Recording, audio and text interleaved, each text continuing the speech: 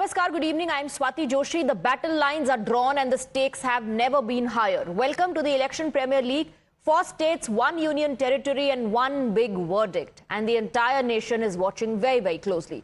From the heartland to the hustings, this is where the political contest will be shaped. Times Now is on ground zero with its biggest team of reporters, bringing you every development, every shift and every key moment. We track the voters' pulse, we track the mood on ground, and we bring you the story as it unfolds. Let's begin with Kerala. The proposed amendments to the FCRA have triggered sharp reactions coming in. With Catholic bodies coming out against the centre, my colleague Arpita has filed this report. Let's take a look.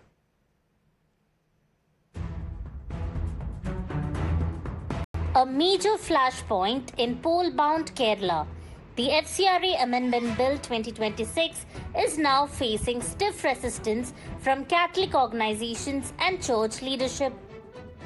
The Catholic Bishops' Council and the Catholic Bishops' Conference of India have raised serious concerns, warning that the proposed law could curb minority rights and cripple church-run welfare institutions. ഉദാഹരണമായിട്ട് മലങ്കര സഭയിലെ 2-3 FCRA block ചെയ്തിരിക്കുക. കാരണം എന്താണെന്ന് ചോദിച്ചാൽ കാരണം അവർ പറയുന്നില്ല. എന്നാൽ അത് റിലീസ് ചെയ്യാൻ അപേക്ഷകൾ പല പ്രാവശ്യം കൊടുത്തു, റിന്യൂ ചെയ്യാൻ അതെല്ലാം നിഷേധിക്കപ്പെടുകയാണ്. ഇപ്പോൾ രാജീവ് ചന്ദ്രശേഖർ വന്ന് അദ്ദേഹം എന്നെ കാണാൻ വന്നപ്പോൾ ഈ ബ്ലോക്ക് ചെയ്തിരിക്കുന്നതിൻ്റെ എല്ലാം ഡീറ്റെയിൽസ് അദ്ദേഹത്തിന് കൊടുത്തു.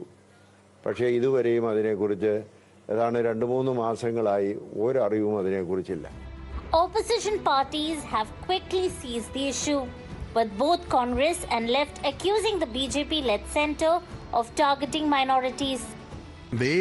BJP RSS Sanghaparivar Shaktis have always tried to divide Kerala's population, minority population, Muslim and Christian population, so that they gain political benefit out of it. I don't know whether you have followed Arati. It's very simple. What is now happening with the FCRA, the amendment which is coming up in the parliament?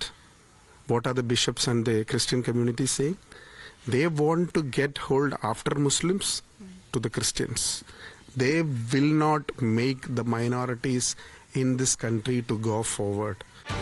The BJP, however, has dismissed the criticism, saying the law is aimed only at preventing misuse of foreign funds and not at targeting any community.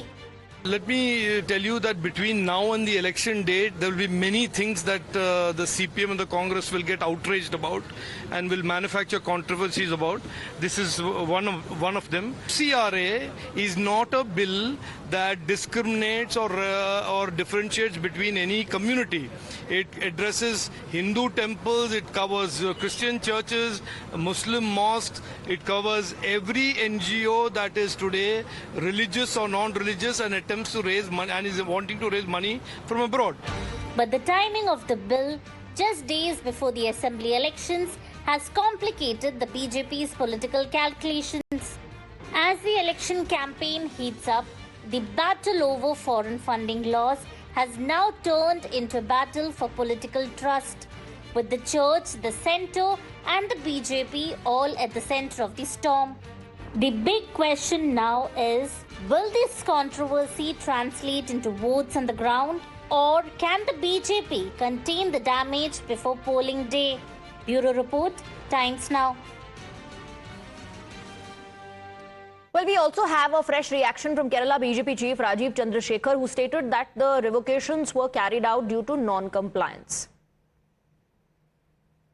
Now, the FCRA laws are very clear. They have been very strictly enforced by this government, because for many years the FCRA implementation was very lax and it was being misused and abused right, left and centre. And so there, under that provision, many organizations and cutting across community lines have had their FCRA permissions revoked because of non-compliance, of the law. It is not arbitrarily. Nobody can have their FCRA terminated or cancelled arbitrarily, because you can go to court and get it reinstated.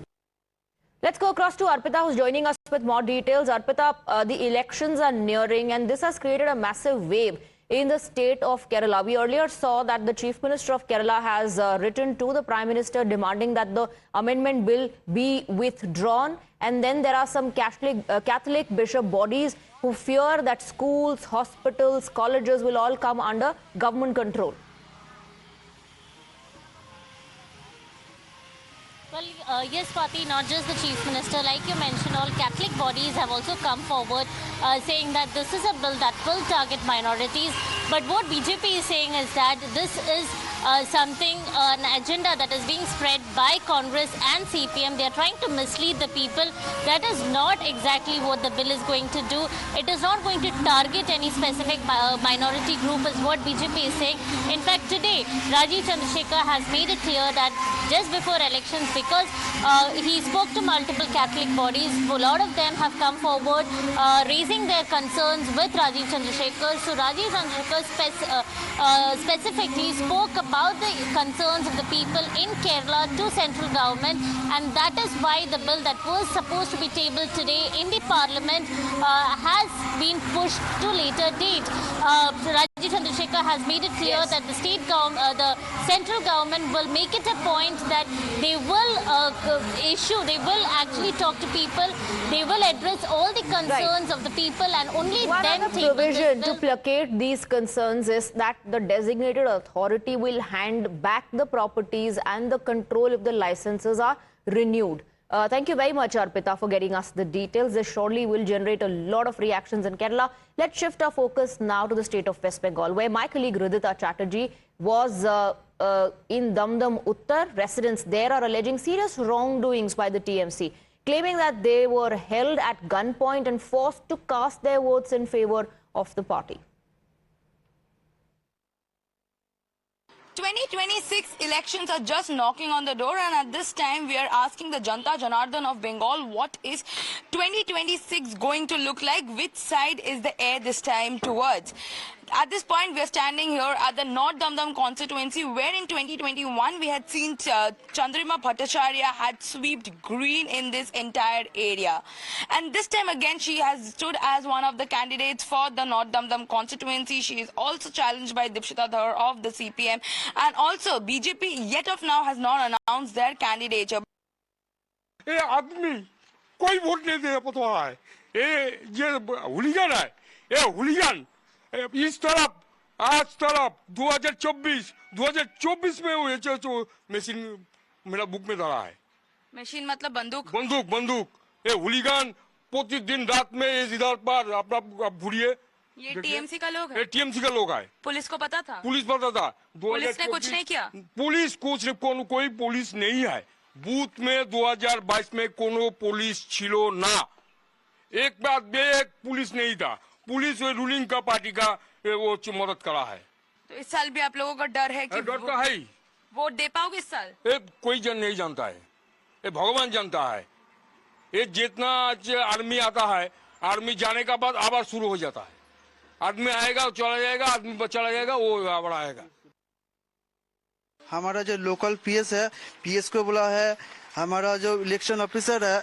उसको भी call किया है उन्होंने कोई action नहीं लिया हम लोगों का कोई सिक्योरिटी नहीं दिया बोला है सिक्योरिटी देगा जब तक हमारा पास केंद्रीय बाहिनी है ना तब तक हम सुरक्षित थोड़ा रहता है केंद्रीय बाहिनी हटने की बात फिर से वो लोग आकर घर पर आकर जब तक रिजल्ट आउट नहीं होता है उस साल पर पूरा इलेक्शन जब हुआ 2022 पर तब तक हमारे ऊपर चढ़ाव उठता है और यहाँ पर जो सांसद है सौगत राय और एमएलए है चंद्रिमा दी दोनों के पास मैं सब पार्टी को पास एक ही बात बोलूंगा सब मिलकर एक साथ सच्चा इलेक्शन करने दो हम लोग को सुरक्षित दे दो हम लोग जब तक सच्चा इलेक्शन नहीं करेगा तब तक हम लोग एकजुट यहाँ पर बात करेंगे 2021 में क्या रूप था इलेक्शन का बहुत खराब रूप था बहुत गंडगोल हुआ था बाइक बाहिनी आता है बाइक बाहिनी आके बहुत धमाका करता है बंदूक पिस्टल लेकर हम लोगों को रुकता है मैंने आप लोग तो लेडीज हो आप लोगों के ऊपर भी अटैक हुआ है यस मेरा भी ये हाथ में मारा हुआ है बांस का तरफ कोई ये देकर यहाँ पर मारा था क्यों मारा गया था आपको वोट नहीं देने वोट नहीं देने देंगे? नहीं, क्यों वोट नहीं देने देंगे? वो रूलिंग पार्टी का ये है ना। आपका वोट कोई और दे देगा? यस, वही हुआ था 2022 में। हम लोग कोई लोग वोट नहीं देने पाएंगे। इस बार भी डर लग रहा है? यस, डर तो लग रही है। क्या लगता है इस बार जाके वोट दे पाओगे? कोशिश तो करूंगी, लेकिन मैं नहीं जानता क्या होगा। Rajita is joining us live. Rajita, we just saw your report that you filed from North Damdam, where you spoke to the residents who alleged that in the last election, during the last election, they were forced to cast the vote in favor of the ruling party, and they are often threatened. Some are even stopped from exercising their right to vote. Absolutely. When we were at the Uttar Damdam constituency, which was swept green by Chandrama Bhattacharya in 2021, and then after that for 5 years the TMC has been ruling there. This year also she has stood there as a candidate from the Uttar Damdam, but what people of the ground over there says that they were not allowed to cast their votes only. They were held at the gun points, they were beaten up, even the women were attacked of that area, they were hit with bamboo sticks, gun were shot at them, and also last night prior of voting date they were giving threats. Also they say that the people who came and casted votes on behalf of them were not of the people of the ward only, they came from outside, outsiders in the bikes who have come. Now you have known that in 2021, even in 2024 and 2022, we have heard of TMC's hooliganism who comes in bikes. So Uttar Damdam has been a pawn to this atrocity that TMC's hooligans have been showing, and this bike bahinis, the outsiders, had come, threatened the people of there, have been beaten up. People were also admitted in the nearby constituency hospitals in Chagodotto, and after that women were beaten up and they forgy votes were casted on behalf of them. Also when we spoke of development, we have to understand that no proper development over the area has happened in the last 5 years, because yet the people of that area has to go to the next constituency, which is Kamarati, to get themselves diagnosed properly. So it is a corrupted rule of TMC. All right, Rajita, thank you very much for filing that report and for the details that you've shared with us. We're moving on, shifting our focus to the state of Tamil Nadu, where my colleague Dharani spoke exclusively to the Deputy Chief Minister Udayanidhi Stalin, who is confident that DMK will return to power. He has credited that to the party's governance record and public support. Joining us now for an exclusive conversation is Deputy Chief Minister Mr. Udayanidhi Stalin. Sir, what is going to be the narrative of the DMK in this upcoming assembly elections? Our leader has been telling continuously this election is Tamil Nadu versus Delhi. All the state rights have been, we have been fighting for our state rights. The fund which due to our state has been stopped. So we are continuously fighting for our state rights. So it is definitely going to be Tamil Nadu versus Delhi. Sir, how is the ground looking for the DMK? The DMK has released the candidates list and the manifesto was also released recently. So when you meet the people, what do they say? How is the ground looking? As usual, we have been meeting people continuously. We are always with the people, whatever. It's not just for the elections. We are always standing by the people with them. So for the last 2 days, yesterday I started the campaign in Kanchipuram, and I've been traveling and I've been meeting all the people, public, ladies, students, all categories of people. So I've been getting very good response. The people have decided definitely DMK is going to come into power again, and our leader Stalin again, he will become the chief minister. So do you think the 8,000 rupees coupon announcement will be the highlight of the entire manifesto? It's not just the 8,000 rupees coupon. We have delivered, whatever promises we have made in the last election, we have delivered it. So people believe what DMK says. Not only the 8,000 rupees, we have promised that the OAP will be increased for 2,500 rupees.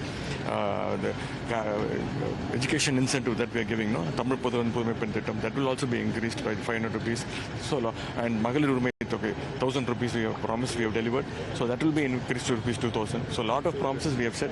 So people believe we will definitely come to power again, and our CM will do it again.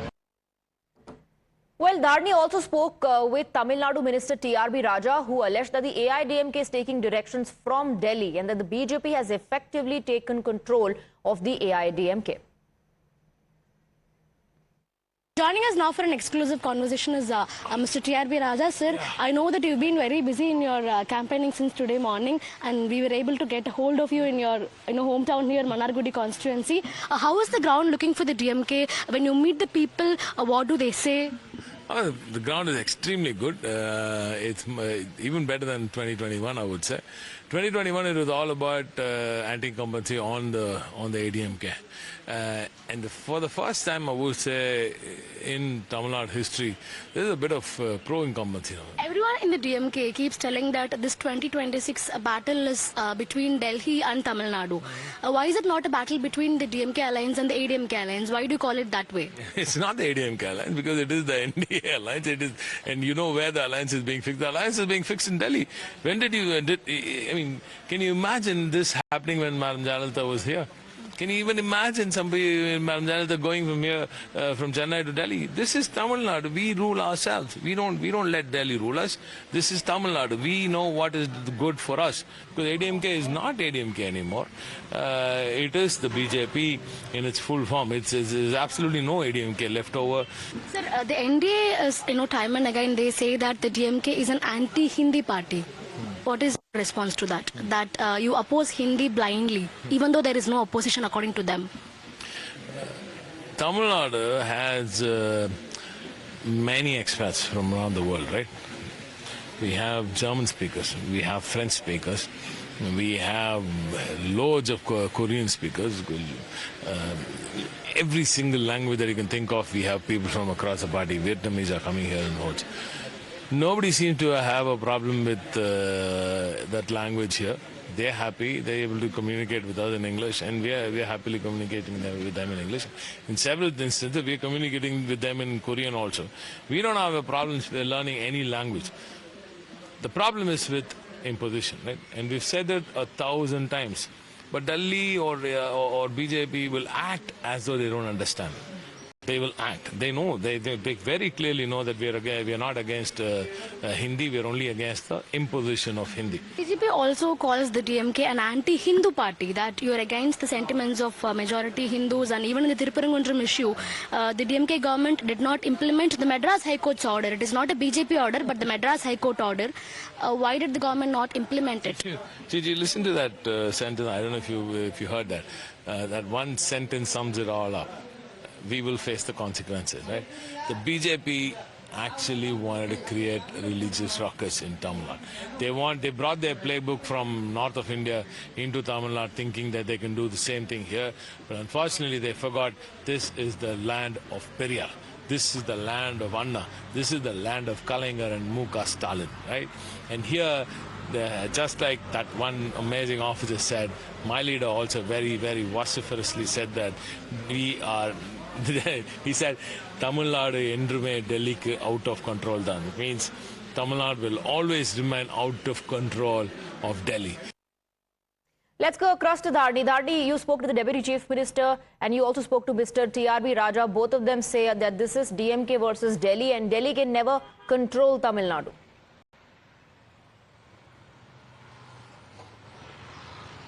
Well, that is the narrative that the DMK seems to be carrying during this election season. They say that this election battle is all about Tamil Nadu versus Delhi because, according to them, the ADMK has become a slave of the BJP. The ADMK has fully turned out to be another BJP is what all the DMK leaders say.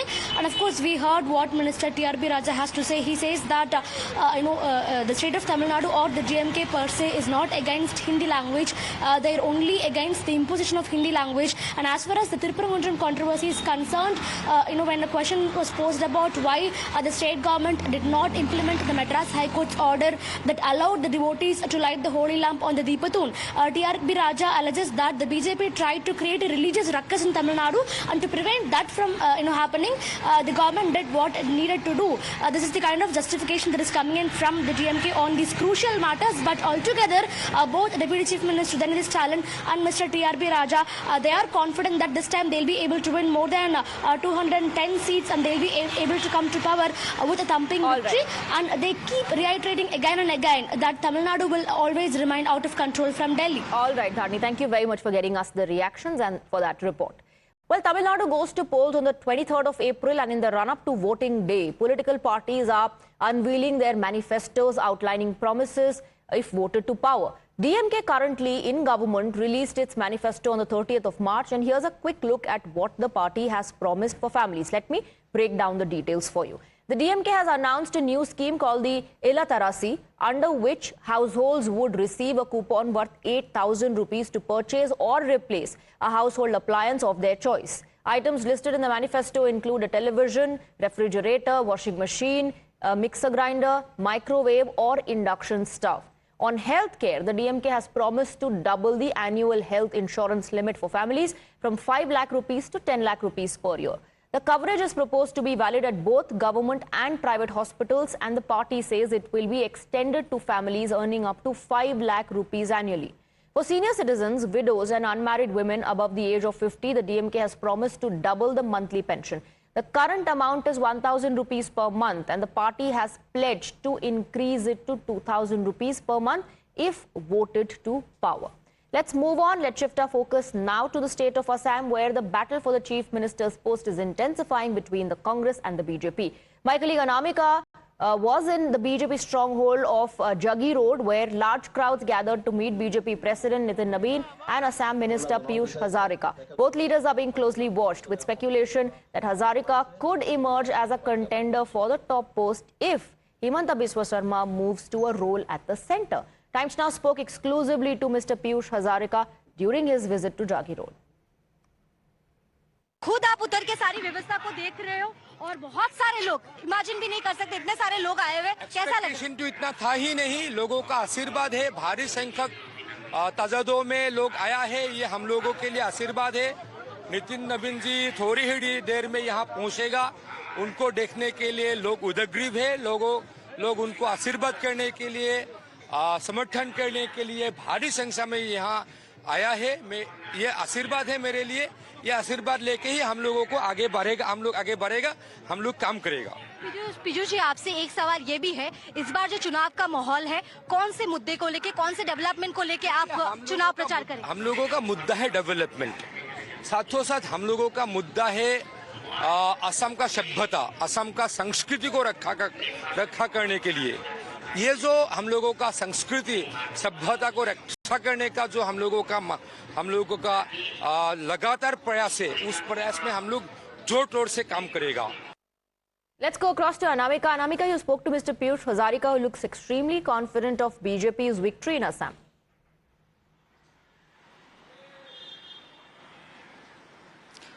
Jagi Road is one of the prominent constituency of Assam itself, and let me tell you, most of the vote are from the scheduled caste, and one of the part comes under the Nagaon constituency itself, and this comes under the district of Morigao, and this is one of the prominent area where BJP has its strongholds. And we had conversation with Piyush Hazarika. He clearly mentioned the gathering of the people he have sent, and almost 90 seats they will get, and evenly he have clearly mentioned they are focusing their agenda of this particular election will be on focusing on the developments and the illegal immigrants, and no illegal immigrants will be allowed to Assam. This is the main propaganda of BJP itself. And we had clearly conversation with Nitin Nabin also. Nitin Nabin also said BJP the gathering of confident of victory, another victory in Assam. Anamika, remains to be seen how people are going to respond to these promises that are being made. With that, we're slipping into a very short break. A lot more lined up on the other side.